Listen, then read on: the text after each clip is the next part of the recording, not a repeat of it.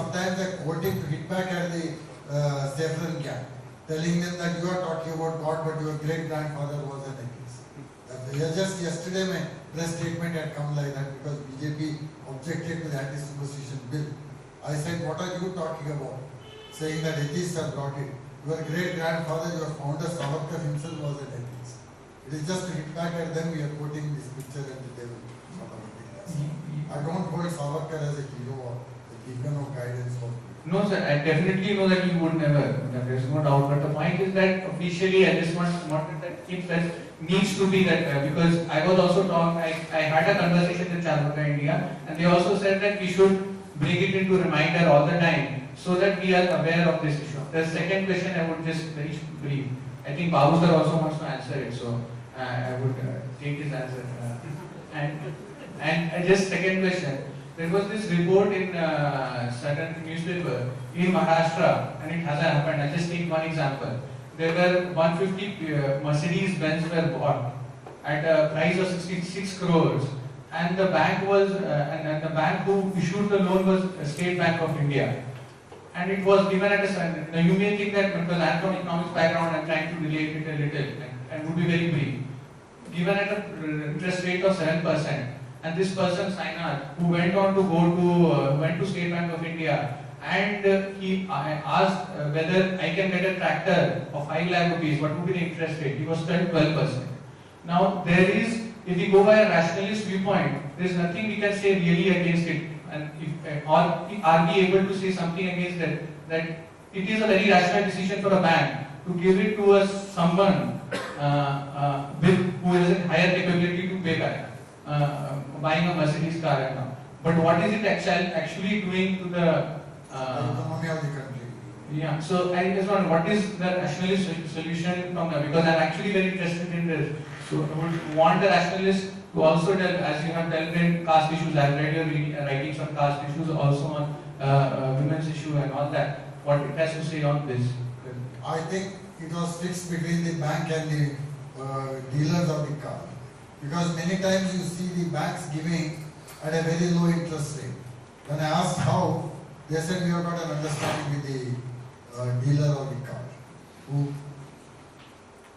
gives some kickback to the bank. I mean officially, not unofficially. Something like that. That was in a place called Amravati or something like that, right? It's a B-grade town, but it has got maximum number of buses than. Yes, sir. We gave it to live up. But the point here is not about kickback. I'm saying that even if it's a very rational thing to give a Mercedes-Benz holder at 7% rate because there's a higher interest. Yeah, I agree. But I do not know the issues. But can a bank issue something at lower than the RBI rate? RBI has got some minimum rate. And I think it is deplorable naturally. A tractor should get a higher precedence naturally. But I do not know whether I can take up that issue at a priority level. That's all I'm saying. Once when I was in a place called, I forgot the name in UP, somewhere near Kanpur, there I saw a long queue of people standing with checks of 500 rupees, 1,000 rupees and all standing in the hot sun. And I wrote about it. I think I wrote about checking and now or something about that. Because I felt very bad as a nationalist. I purchased a check from somebody, paying him the money, and then I put the check in my account because that man said even if you put it into your account, some collection charges will be levied. And according to me, for local checks, collection charges cannot be levied. So I purchased the check, I put it into my account, and I got it at par. So that means the people are misinformed. That's why they're all standing in the queue in the hot sun. Rather than nationalists, I was also thinking, why should they stand in the hot sun rather than fights breaking out between them. They are not allowed to enter the bank. And there was only one branch of the bank there. I forgot which bank it was. But I felt a lot about it and I wrote about it. I think you can just look it up. I think it was last week, checking it now. So we as Russians feel about a number of things. But what are our priorities? That's all. We have to go by certain priorities. Because there are others who will take up these issues also. For example, when I am invited to the Indian Children's Science Congress every year, there's on specific dates, 28th and 29th of December, I make it a point to go. For the simple reason that I get to meet people from all over India in a particular central place. Though I can speak rationalism to a certain extent, and that is how we manage to build up contacts. So if I am invited by some young people, sometimes they make a concession and go all the way somewhere, just because some very interested young people have invited. You can say, why are you going just for one program all the way to Kanpur or somewhere? But sometimes I feel that there is a lot of potential there. Maybe I am making mistakes, I don't know. Still, we are trying to build up a movement, right? And we have to catch the younger generation, right? And all of us are graying and becoming defunct. And whenever you come to the meeting, you see a lot of grey hairs.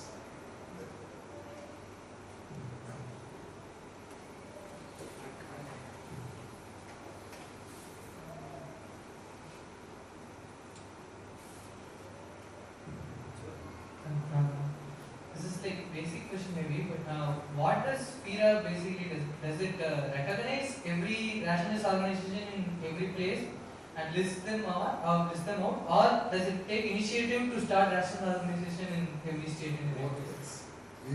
We try to bring existing organizations into our membership, as well as we try to start groups where there is potential. So I've done both.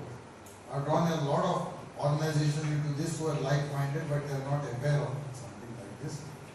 And on the other hand, we have started organization in places where there was no organization and individuals were there. So both ways we try to build up the movement.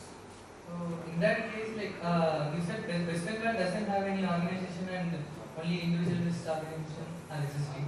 So what initiative did FIRA take? Because like, I specifically asking about West Bengal because like, this a state we as you know it's like more influence of left, so and left basically thought to be rationalist.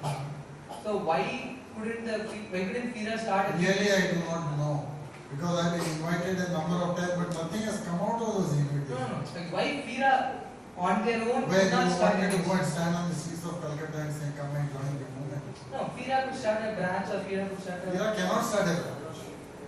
FIRA has absolutely no resources. FIRA has absolutely zero resources. If there is somebody local who's interested in, who expresses the least interest, I say, yes, I am going to come. There was Samar Bakshi, he said he will invite. There's a basket soul, he said, in fact, he fixed some month off. He said in November, I fixed meetings for you, you have to come over. I said, yes. But nothing has come out of it. And since you are from Bengal, I expect you to go and if there's anybody from Bengal, I expect you to take some initiative. They at least start a single group. We take 5 more questions. Anyone? If there are.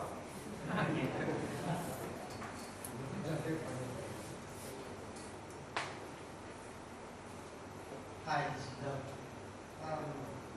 I'd like you to define what secularism means within the Indian context, because there's a lot of confusion between, I think pluralism and secularism is being interchangeably used within the Indian context. And my second question would be... Well, let me answer the first question. We say absolute dissociation of the religion and the state. State cannot support any religious activity. Religious activity should be one's personal business and not that of the state. So financing a Hajj Yatra or financing a Mansarovar Yatra or financing a Yatra to Vatican, all would be non-secular. And what do you think are the duties and responsibilities of someone who considers himself or herself a secular citizen of this country? That is to uphold the dissociation of the religion and the state. That is the most important thing for a citizen of this country who calls himself or herself secular, is to support the dissociation of the religion and the state. There should be no religious ceremonies as far as the state is concerned. Nobody should give a replica of the Mars rocket to Tirupati when the rocket is fired, or perform a puja belonging to a particular religion when you are inaugurating something.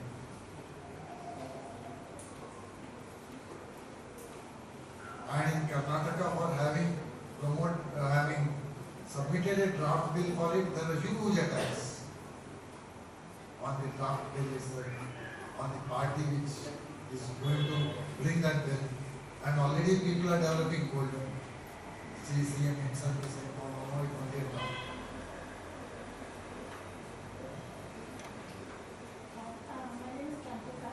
I wanted to ask about how do you tackle or how do you handle issues from a scientific tempo on issues of today? I want to give two examples. You know about the Kudankulam nuclear power plant. There's been a lot of opposition to the power plant, but the opposition has been one of the way opposition has been denied is actually by saying that the people who are opposing are anti-scientific. And the same is actually for the GM crops actually against like the GM farm with the BD cotton and the brinjal. So how do you actually handle such issues? Given the fact that you are actually being called anti-scientific or like how do you actually figure out the truth when the truth seems so complex or the science? Yeah, the truth seems to be very complex. That's why we are looking at both these sides. We have not come to any conclusion on that because we do not have the expertise to that. For example, if you take the simple issue of sacrificing a child to propitiate some god, there is no second point of view, there are no shades of grey. In such issues, we can straight away take a stand. But on issues like this, we have to see both the sides because both the sides seem to be having arguments on their side which are strong. But of course, suppression of somebody's democratic rights is not about that. There is no second question about it. You cannot violently suppress somebody's movements. They have to be given their democratic space to express themselves. That's all I can say about these complex issues.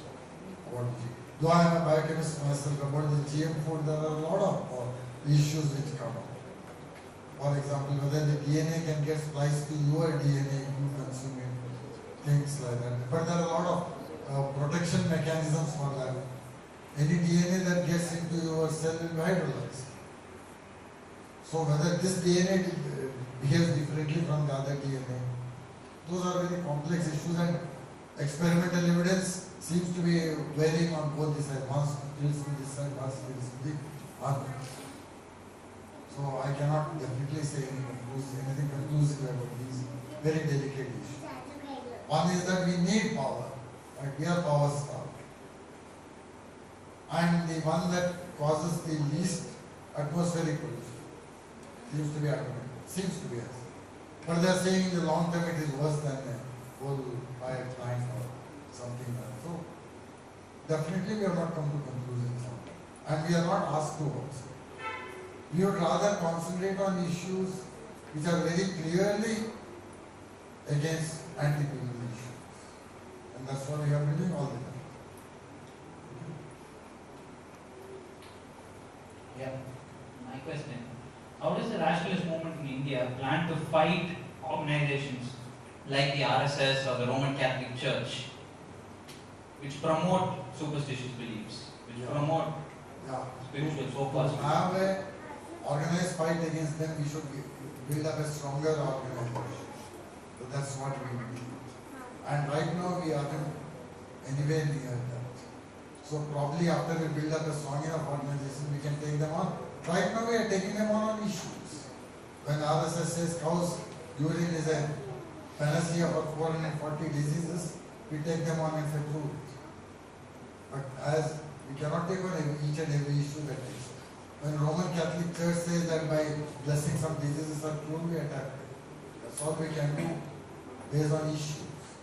But I don't think as an institution we can take them on as an institution from our side. I don't think we have this. Last question.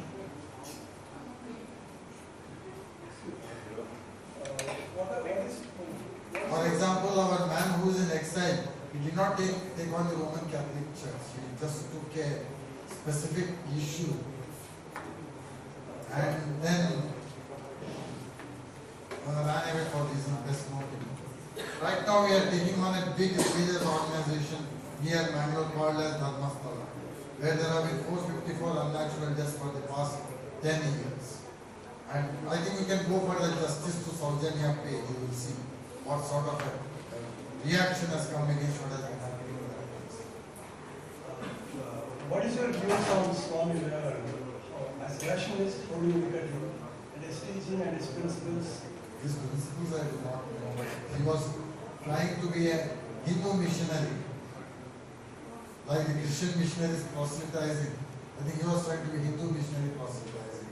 But a lot of things he said makes some sense also. Yeah, that's Yeah. what it's called. Now you can just pick up those things Yeah. and quote them back at those fellows. For example, on astrology he has said. Yeah. For example, he has said about the conversion of the people to Islam. He said it was mainly to escape from the barriers of the caste system that they converted. He said the God lies on the football grounds more than in your temple. He said feed the hungry man rather than preach to him about your religion. We can selectively cherry pick and quote them back at his own so-called supporters. Okay. On behalf of Catholics and Chennai Faith Seekers, we thank you, Professor Narayanan, for coming all the way here and giving us insights regarding the Indian rationalist movements. Thank you, sir. Just an announcement, we have our tea break. After that, Babu sir will do something.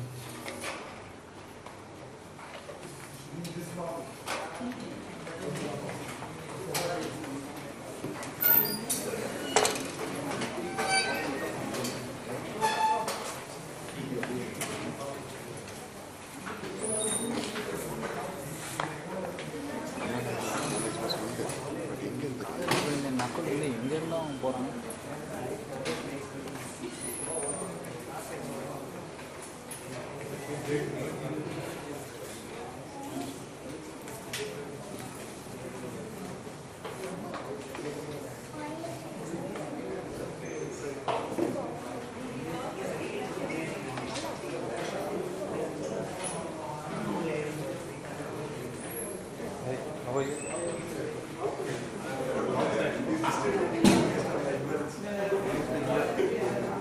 The worship song 11 and